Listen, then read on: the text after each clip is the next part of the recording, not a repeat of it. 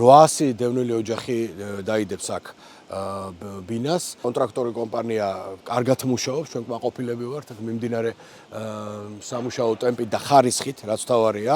შეფასება უკვე დაწყებულია აქ განსასახლებელი ოჯახების საბოლოო შეფასების პროცესის დასრულების შემდეგ, რა თქმა უნდა, ეს სრული სია გამოქვეყნდება და ამის მერე უკვე დაიწყება მონიტორინგი. მოვინახულეთ რუსთავში მიმდინარე მშენებლობა, როგორც ცნობილია აქ 800 დევნილი ოჯახი უნდა განსახლდეს მომავალი წლის გაზაფხულის ბოლოს.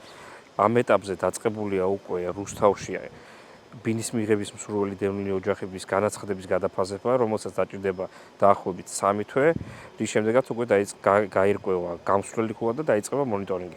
ამ პროცესის დასრულების შემდეგ კომისიურად გადაწყდება იმ ოჯახების ვინაობა, ვინც აი ამ კორპუსში მიიღებს ბინას. მშენებლობა მიმდინარეობს სწრაფი ტემპით და გვაქვს მოლოდინი, რომ გაზაფხულის ბოლოს უკვე დასრულებული იქნება მშენებლობა. ამასთან ერთად მომავალი წლიდან დაიწყება კეთილმოწყობის სამუშაოები, მოეწყობა ეზო, ასევე საბავშვო სივრცე, სათამაშო მოედნები, საპარკინგის სივრცე და გამწვანება.